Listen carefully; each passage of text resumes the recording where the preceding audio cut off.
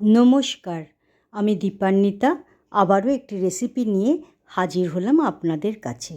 আজকের রেসিপি দম চিকেন।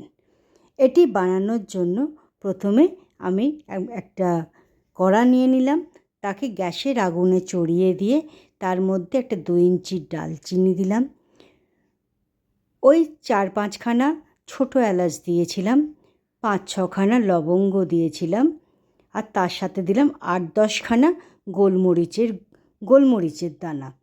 এগুলোকে দিয়ে 1-2 মিনিট লো ফ্লেমে ভালোভাবে সেটাকে রোস্ট করে নিলাম, অর্থাৎ শুকনো খোলায় ভেজে নিলাম। এরপর সেটাকে একটা পাত্রে তুলে রাখলাম ঠান্ডা হবার জন্য।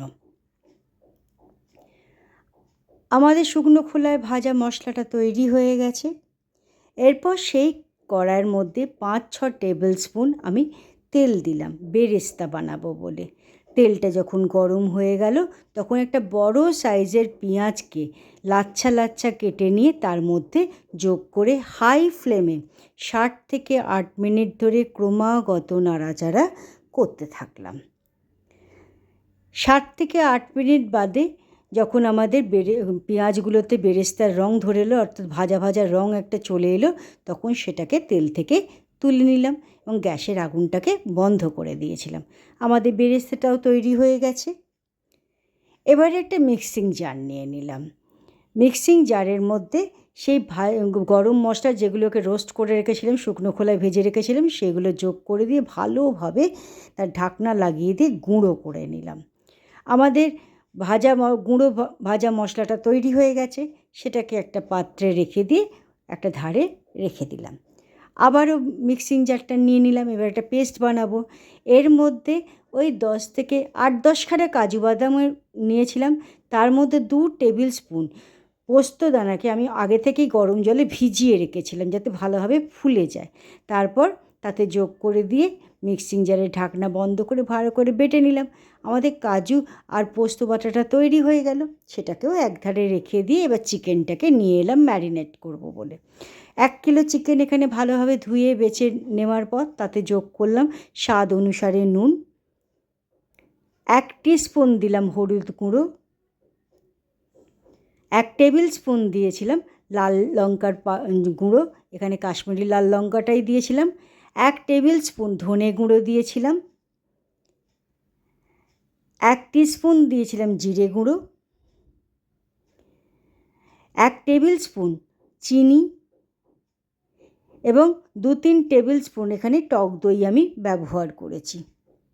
এর সঙ্গে দিলাম ওই বেরেস্তা যেটা তৈরি করে রেখেছিলাম, সেই বেরেস্তাটা দিয়ে ভালোভাবে প্রতিটা মাংসের গায়ে ওই মশলাগুলোকে লাগিয়ে নিলাম, নিয়ে একধারে রেখে দিলাম।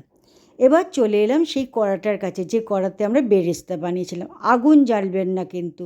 এর মধ্যে 2 টেবিল স্পুন আদা রসুন বাটা, কাজু আর ওই পোস্তর যে দানাটা বেটেছিলাম সেই পেস্টটা দিলাম, তার সঙ্গে 2-3 টেবিল স্পুন জলটা দিয়েছিলাম।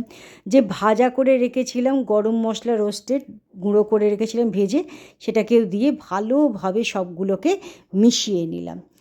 তারপর তার মধ্যে দিলাম 2 টেবিল স্পুন ওই নারকোল কোড়া, শুকনো যে নারকোল কোড়া পাওয়া যায়, সেই শুকনো নারকোল কোড়া যোগ করে দিয়ে আবারও পুরো পেস্টটাকে ভালোভাবে মিশিয়ে নিয়ে যে চিকেনটাকে ম্যারিনেট করে রেখেছিলাম, সেই চিকেনটাকে তার মধ্যে দিয়ে ওই গ্রেভিটা যেটা তৈরি হলো তার সাথে ভালোভাবে মিশিয়ে নিলাম।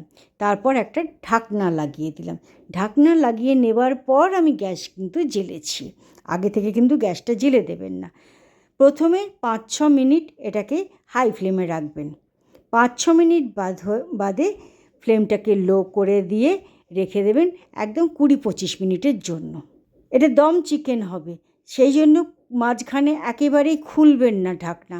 ওই দমে হালকা আঁচে দম দিয়ে সেটাকে তৈরি করতে হবে, অর্থাৎ 20-25 মিনিট আগে এই ঢাকনাটা কখনোই খোলা যাবে না। ওই কম আঁচে এটাকে তৈরি করে, এদিকে দই রয়েছে, নুন রয়েছে, চিকেন থেকেই ভালোভাবে জলটা কিন্তু বেরিয়ে চিকেনটাকে সেদ্ধ করে দেবে। এরপর 2-4টে ওই কাঁচা লঙ্কা দিয়ে গ্যাসের আগুনটাকে বন্ধ করে ঢাকা দিয়ে রেখে দিলাম 5-6 মিনিটের জন্য।